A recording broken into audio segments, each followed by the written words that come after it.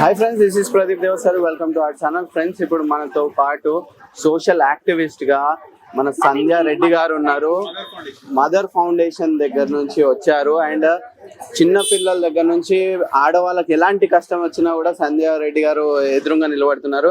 చెప్పండి సంధ్యక, ఇప్పుడు ఉన్న పరిస్థితుల్లో అందరూ పిల్లలు కానీ మహిళలు కానీ ఎందుకు ఇట్లాంటి సమాజం ఎటు పోతుంది, ఏం మైనస్ అయిందంటారు? అంటే ఇక ఇప్పుడు ఏమైందంటే ప్రతి ఒక్కరు స్వేచ్ఛగా, ఒక నైతిక బాధ్యత లేదు. అంటే ప్రతి ఒక్కరి సమస్య ఎట్లా అయిపోయిందంటే ఎవరికి వారు యమునా తీరం. సమస్య అనేది ఓపికలు ఉంటలేవు. మెయిన్ గా మనిషికి ఓపికలు ఉంటలేవు.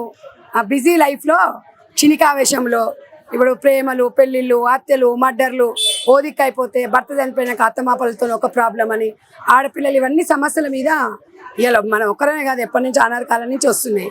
ఇక్కడ అమ్మాయికి భర్త చనిపోయిందని నాకు వారం నుంచి చెప్తున్నారు, సామాన్లు బయట పడేసిండ్రు అంటే నేను అదే చెప్పానన్నా. సరే, ఒక కుటుంబ సమస్య కదా, ఒక 1 వీక్ చూద్దాంలే అని. 10 days అయిపోయింది. ఇలా పరిస్థితి ఇక అట్లనే అనిపిస్తుంది ఇక్కడ. సరే, ఏదైనా ఒక పెద్ద ఇష్యూ అయ్యి అందరు వచ్చి ఓదార్చేంత వరకు, అందరు వచ్చి దానికి ఒక హైప్ క్రియేట్ అయ్యేంత వరకు ప్రాబ్లమ్ సాల్వ్ అవుతలేదు అక్క.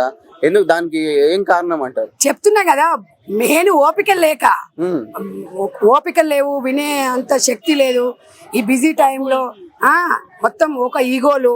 దీనివల్ల సమస్యని కూర్చొని, ఎంత పెద్ద సమస్య అయినా కూర్చుంటే సమస్య పరిష్కారం అవుతుంది. నేను అది కూడా చెప్తున్నా. మానవ సంబంధాలు అన్ని పోయి, మానవ సంబంధం ఓన్లీ ఆర్థిక బంధాలే.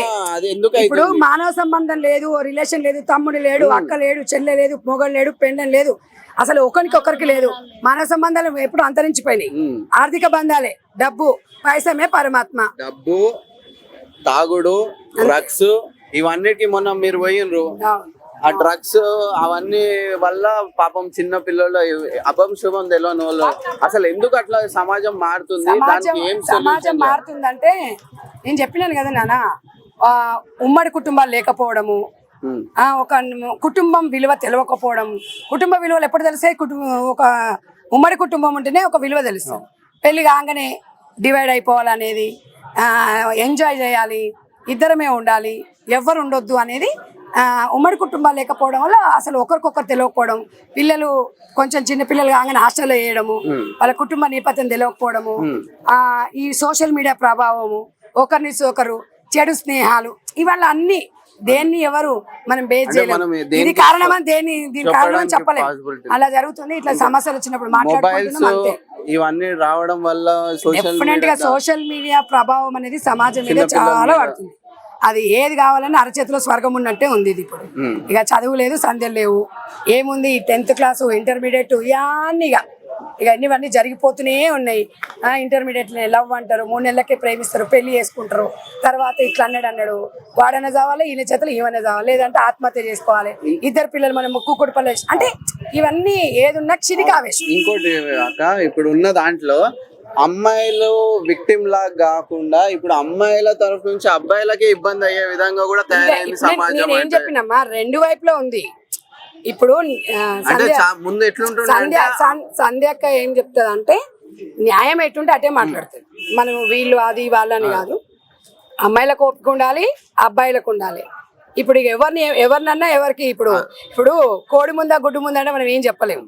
కాబట్టి ఓపికలు ఉండాలి. చదువు అనేది ఇంపార్టెంట్.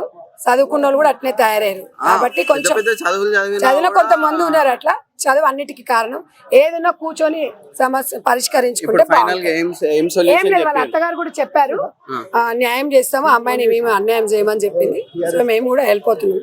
అమ్మాయికి న్యాయం జరగాలని కోరుకుంటున్నాం. తండ్రి కూడా ఎవరి గురించి అయినా కూడా నిలబడే సంధ్యక్క గారు కంపల్సరీ అందరూ కూడా ఆశీర్వదించాలి. వీళ్ళు కూడా పాపం పొద్దున్న నుంచి చేసి ఏదేమున్నా అందరి ఇంటెన్షన్ ఒకటే, అమ్మాయికి ఇబ్బంది కలగొద్దని.